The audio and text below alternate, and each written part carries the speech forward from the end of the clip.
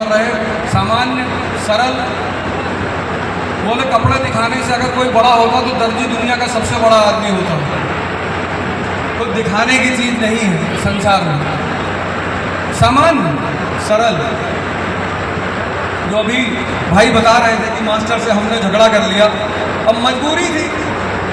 Master का तो हृदय से सम्मान है, लेकिन कभी कभी मास्टर वो बातें करते हैं जो उन्हें नहीं करना चाहिए। कुछ चीज़ें मास्टरों को नहीं करना चाहिए। उन्हें स्टूडेंट की जाति नहीं पूछना चाहिए, उन्हें स्टूडेंट का धर्म नहीं पूछना चाहिए। ये सब मास्टर को नहीं करना चाहिए। अब हमारे क्लास में जो बड़े घर के सो कॉल्ड, मेरे लिए तो कोई बड़ा था नहीं, लेकिन मेरे क्लास में जो बड़े, अब कोई डीएम का लड़का था, अब अगर वो सवाल कर ले, अगर मैंने क्लास में सवाल किया तो टीचर डांटता था। जब देखो तब सवाल करता, खड़ो, अरे दुकान खरीद लेना, बढ़िया गारमेंट की दुकान खोलो।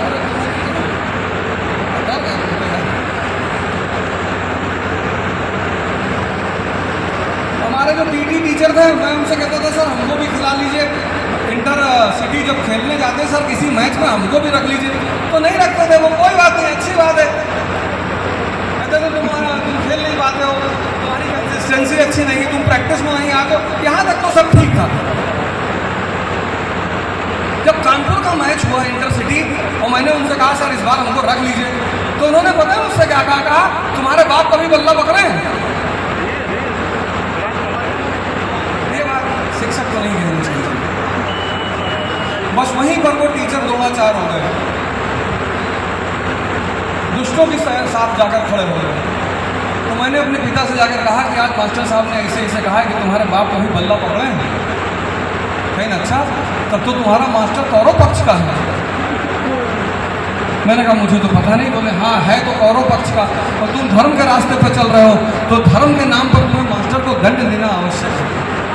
हालांकि मैंने कुछ नहीं किया, किसी ने मारा हुआ उन्हें बाद में, अब पता नहीं जिसने भी किया हो, लेकिन उसके बाद उन्होंने मुझे हर मैच खिलाया, बुला के खिलाते थे। हमसे पूछते थे कि ओपनिंग जाओगे, हमने कहा नहीं तुम अच्छी बैटिंग करते हो, तुम्हारी कंसिस्टेंसी बढ़िया है। लेकिन ये कोई बड़प्पन की बात नहीं है, ये कोई अच्छाई की बात नहीं है। आज सौभाग्य से किसी भी व्यक्ति की सफलता में बहुत सारे शिक्षकों का रोल होता है। माँ बाप भी शिक्षक हैं, स्कूल के शिक्षक हैं। आज आपके जो महाराजगंज के डीएम हैं श्रीमान अनुनय झा, मैंने उनकी तैयारी के दौरान उन्हें पढ़ाया।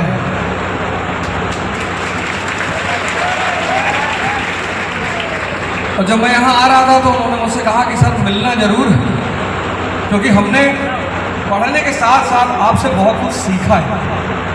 बहुत काबिल ऑफिसर, बहुत शानदार, मतलब पूरी इंडिया में इस तरह के आईएएस ऑफिसर देखे नहीं जाते। सरल, साधारण, प्रतिभावान। पता नहीं आज शायद अवसर नहीं मिला उन्हें आने का। आएंगे जरूर, अगर आएंगे तो मैं चाहूंगा कि 5 मिनट को आपको संबोधन करें। आप सीखिए ऐसे लोगों से, आप बड़े लकी हैं कि आपके शहर में, और पहली पोस्टिंग डीएम के रूप में महाराजगंज में। विवेक, पहला काम करो, विवेक को पैदा करो, मनन करो यार। जैसे ही विवेक पैदा करोगे तुरंत एक चीज पैदा हो जाएगी, तुरंत समझ। और ये दुनिया सारी समझ का खेल है। तुम क्यों जाके किसी स्त्री से कह रहे हो? बहुत सारे लड़के मेरे पास आजकल आते हैं, सर वो हमारी गर्लफ्रेंड हमसे बात नहीं कर रही। भाई पार्वती जी शंकर जी का झगड़ा होता है, लेकिन ऐसा थोड़ी कि पार्वती जी शंकर जी को छोड़ देंगी, कभी नहीं छोड़ेंगी। क्यों नहीं छोड़ेंगी? भगवत्ता के लक्षण है उनके अंदर, भगवत्ता। जहर पी जाते हैं, जहर। यहाँ एक गिलास अगर देसी दूध पी लें आज के लड़के तो हॉस्पिटल में एडमिट कराना पड़ेगा, डायरिया हो जाएगा। जो गांव वाला दूध होता है, जो लाल लाल हो जाता है, जो कंडा पे गरमाया जाता है, ये आपके बहुत सारे बुजुर्ग आके बैठे हैं, इनसे पूछिएगा कि जो आप कोल्ड ड्रिंक पी रहे हैं ना, कौन सी वो ठंडा, मतलब कोको कोला, स्प्राइट, डर के आगे जीत है। बाथरूम में गए छिपकली देखे बेहोश हो गए।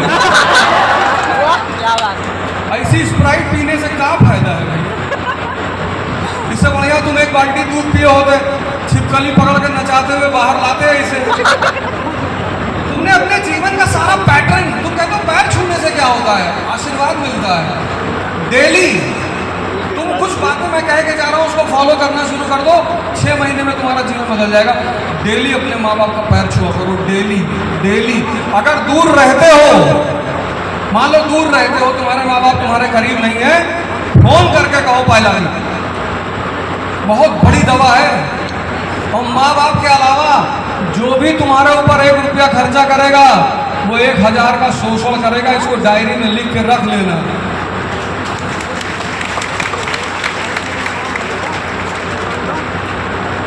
माँ बाप तो अरे भगवान, माँ बाप से बड़ा कोई है ही नहीं।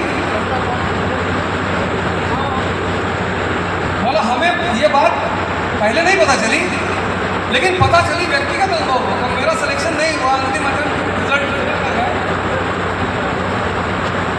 जब अंतिम अटेम्प्ट में नहीं हुआ, और वो बड़ा अंधकार का दौर, बहुत अंधकार का, हमें लगा सब कुछ खत्म हो गया। मध्यम वर्ग के आदमी, हमें नौकरी थोड़ी करनी थी। मेरे लिए आईएएस नौकरी नहीं थी, मेरे लिए आईएएस एक पड़ाव है। और जब वो नहीं हुआ तो लगा सब कुछ खत्म। उसके बाद मैं ऋषिकेश चला गया, उसमें 7 महीना वहाँ रहा। और जब पहले महीने में वहाँ गया बिरला धर्मशाला में, तुम्हारे पिताजी हमसे मिलने आए। और ये बात मैं लगभग हर जगह बताता हूँ, मेरे पिताजी मुझसे मिलने आए। तुमने कहा आप क्या करें मिलने आए, अब हम कुछ ना कर रहे, कहीं दोनों बात नहीं। और फिर जब जाने लगे, हम कह रहे अब हम पढ़वा उड़वा ना, अरे कहीं दोनों बात नहीं यार, तू हमसे मना करी थे तू ना पढ़ो, तो ये कहा रहा ये तू प्रधानमंत्री बनने के लिए पैदा हुआ, उनका दिमाग ना खराब करो, हमारे बचपन से चढ़ाए हो। एक बार गलती से पेरेंट टीचर मीटिंग में चले गए, कभी जाते नहीं थे, एक बार ऐसे चले गए, तो मैडम ने हमारी की पढ़ता नहीं है, बोले हाँ वो नहीं पढ़ेगा, वो प्रधानमंत्री बनने के लिए पैदा हुआ।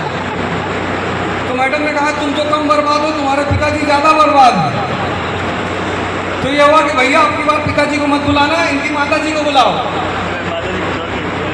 पैसा दिए, पैसा ऋषिकेश में पैसा दिए, और हमसे एक बात कहे जो आज तक मेरे दिमाग में पहुंचती है, कहे जब तक मैं जिंदा हूँ तब तक मैं तुमको आकर ऐसे पैसा देकर जाता रहूँगा। और 7 महीना कभी उन्होंने रिदम नहीं टूटा। 7 महीना आते थे, पैसा देते थे, फिर जाते थे। और उससे बड़ी मजेदार बात, खुद तो आते थे, हर महीना दे के जाते ही थे, हर महीना गांव के किसी एक आदमी को भेज देते थे कि जाओ हरिद्वार टहलाओ, ऋषिकेश। अब हमारे गांव का आदमी आ रहा है, हमसे मिल रहा है, भैया सोचन चली ऋषिकेश घूमिए। तो पहली बार जब कोई आदमी आया तो हमें लगा हो सकता है घूमने आया होगा। तो कहीं हम काका से कहें ऋषिकेश जाएंगे, तो हमने कुछ पैसा दी नहीं, रख लिया। अच्छा, जब दूसरे महीने एक आदमी मेरे गांव से ऋषिकेश आया, तब तो मैंने उसको पकड़ लिया। हम कहें तू भिख मांगा, खैनी मांग के खाने वाले आदमी, तुम ऋषिकेश घूमने आओगे? तब बताया उसने कि बाबूजी पैसा दी नहीं, कहीं नहीं जाओ और बेटे को देख कर आना और पैसा देख कर आना। वही भगवान है माँ बाप, और कोई भगवान नहीं है। एक हमारे मित्र हैं, उनसे 100 रुपया मांगा था, मैंने नहीं दिया। उन्होंने 100 रुपया, 100, सिर्फ 100 रुपया नहीं दिया।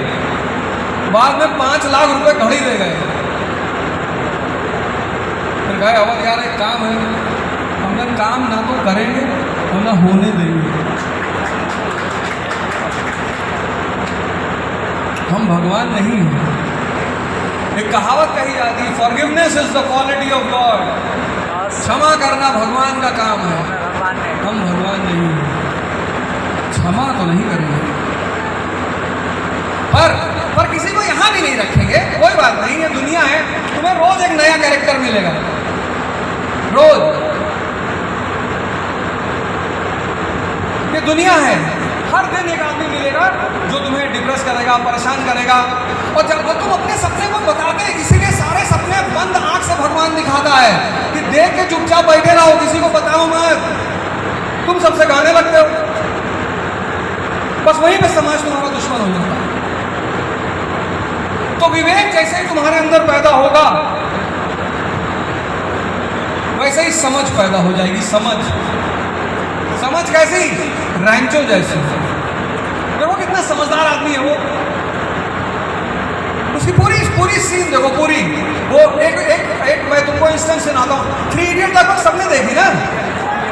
उसमें जब वो लोग एग्जाम देने जाते हैं हॉस्पिटल से, एग्जाम देने जाते हैं ना, तो लेट हो जाते हैं। तो टीचर कहता है तुम लेट हो गया, अब हम तुम्हारा पेपर नहीं लेगा। तो पहले तो वो रिक्वेस्ट करते कि sir please sir please sir please. वो कहता नहीं लेगा। कहते सर जानते हैं आप हम कौन है? कहता तुम प्रधानमंत्री का बेटा होगा तो भी नहीं लेंगे। कहते सर आपको हमारा नाम पता है, हमारा रोल नंबर पता है? कहता नहीं। सारी कॉपी मिला देते हैं सब एक दूसरे में। उसको कहते हैं समझ। परिस्थितियों से समझ से निपटा जाता है, ज्ञान वान कुछ काम नहीं आता, समझ।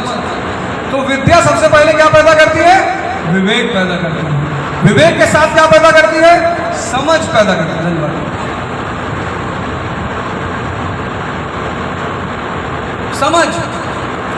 और जैसे ही विवेक और समझ पैदा होगा वैसे ही तीसरी चीज पैदा हो जाएगी, उत्साह। डॉक्टर अंबेडकर का एक किस्सा सुनाता हूं। डॉक्टर अंबेडकर 3 मूर्ति फोटो लगाओ अपने घर में, 3। एक डॉक्टर अंबेडकर की लगा लो कि पढ़ना है किसी भी कीमत पर। और महापुरुष किसी जाति और धर्म के नहीं होते।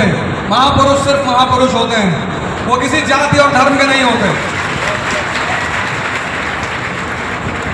एक फोटो लगाओ डॉक्टर अंबेडकर की, किसी भी कीमत पर पढ़ना है, क्योंकि शिक्षा ने उस दलित को भारत में भगवान बना दिया। तो तुम काहे पीछे हो? तुम भी पढ़ो। नारा देके गए डॉक्टर अंबेडकर कि शिक्षा शेरनी का दूध है, जो पिएगा वो दहाड़ेगा।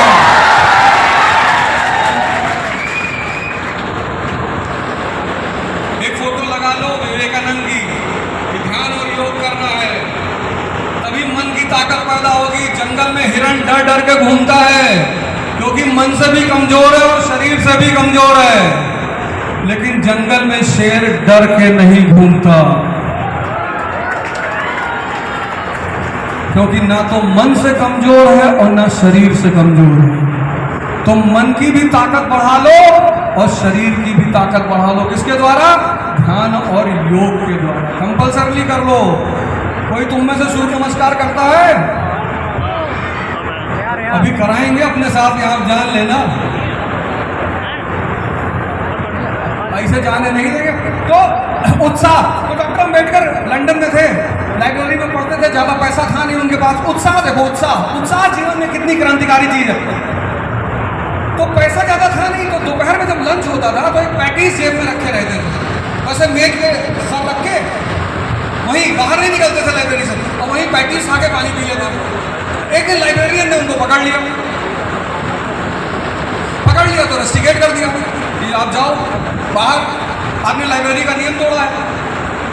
तो फिर डॉक्टर अंबेडकर ने उनको बताया कि साहब थोड़ा फाइनेंशियल प्रॉब्लम है। देखो व्यक्तित्व तो देखो, पहले दिन जाके नहीं रोए। आज ज्यादातर लोग जो गरीबी का रोना रोते हैं वो मानसिक गरीब हैं। धन तो बैंकों में बहुत रखा है, कोई लेने वाला तो हो, लेकिन मानसिक गरीबी का कोई उपचार नहीं है। और जब लाइब्रेरियन ने उनकी कहानी सुनी तो लाइब्रेरियन ने डॉक्टर अंबेडकर से कहा कि देखो हम तुम्हें छूट दे देंगे, पढ़ने का मौका भी देंगे, पर एक शर्त है कि कल से दोपहर का खाना तुम हमारे साथ खाओगे। उत्साह जो है ना, उत्साह वो सारे बाधाओं को स्वतः खत्म कर देता है। जब हिंदुस्तान लौट कर आए डॉक्टर B.R. अंबेडकर, तो जिस जहाज में उनकी किताबें आ रही थी वो डूब गया था, कार्गो वाला शिप। तो जिस जहाज में वो आए थे खुद, उसमें थोड़ी सी किताबें लेकर आए थे। थोड़ी मतलब कितना? 60,000, 60,000। हमने तो कहा है नेताजी हमारे धीरज जी, मैंने इनसे कहा यार राजनीति करो, कहाँ गए? अरे आओ यार, तुम्हारा जो है धीरज तिवारी जी से मैंने कहा कि भैया देखो मुझे हिंदुस्तान में पढ़े लिखे, मैं 24 का इलेक्शन लड़ने जा रहा था, अब हमसे किसी से हाथ नहीं जोड़ा गया, कोई बुजुर्ग होगा तो जोड़ लेंगे, फर्जी कि ये अब हमसे कुछ बोलोगे तो हम भी तो पलट के बोलेंगे, हम ठेकेदार हैं तुम्हारे ऊपर जी रहे हैं। कहे भैया ये तो सदन में जाने से पहले इतना बोल रहा है, चला जाएगा तो और ज्यादा बोलेगा। खैर नहीं, एक लीडर है उत्तर प्रदेश की जिन्होंने मुझे बुलाकर टिकट देने की बात की, बहन मायावती। मैं उनको हृदय से धन्यवाद देता हूँ कि उन्होंने हमें कहा कि मास्टर आपको जहाँ से चुनाव लड़ना है आप जाके लड़िए, मैं आपको टिकट देती हूँ, हर तरह से आपकी मदद करूंगी। तो मैं चाहता हूँ पढ़े लिखे लोग नेता बने। मैंने इनसे भी आगे पूछा, मैंने कहा नेतागिरी में इंटरेस्ट है तो मुस्कुराए। मैंने कहा है तो भगवान चाहेगा तो 27 का इलेक्शन इन्हें जिताया जाएगा। लड़के तो सब लोग हैं, इनको जिताया जाएगा कि जब तक पढ़े लिखे। आप सब ये छोटा मोटा गोल मत बनाओ और कोशिश किया करो महीने में 4 दिन कम से कम बाहर सो, छत आसमान देखो। आसमान जितनी दूरी देखोगे उतना ज्यादा सोचने की क्षमता का भी विकास होगा। तो शिक्षा सिर्फ रटने का नाम नहीं है, शिक्षा नाम है विकास का, शिक्षा नाम है समझ का, शिक्षा नाम है उत्साह का। और अगर विकास, समझ और उत्साह पैदा हो गया तो एक आध मैच तुम हार सकते हो, पर जिंदगी में असफल कभी नहीं रहोगे। अरे रोहित शर्मा वर्ल्ड कप हारे ना, कितना गाली दिया हिंदुस्तान की जनता ने, और फिर वर्ल्ड कप के फाइनल में पहुंच गए। फिर जनता तारीफ कर रही है कि बहुत बढ़िया, शेर जैसा खिलाड़ी है, शेर जैसा खेलता। जनता की चिंता मत किया करो। जनता का विचार 1 किलो जलेबी और आधा किलो दही में बदल जाता है। जनता को, भारत की जनता तो हमारी 70% बहुत इनोसेंट है, बहुत सीधी है, बहुत सीधी है। इस देश की जनता इतनी सीधी से मुझे भैया किसको वोट दोगे, जेका कहो देखा दे दी। अरे तोहार कोनो मन नहीं है, और जेका कहीं देवो होगा तो कब्बो न देगी।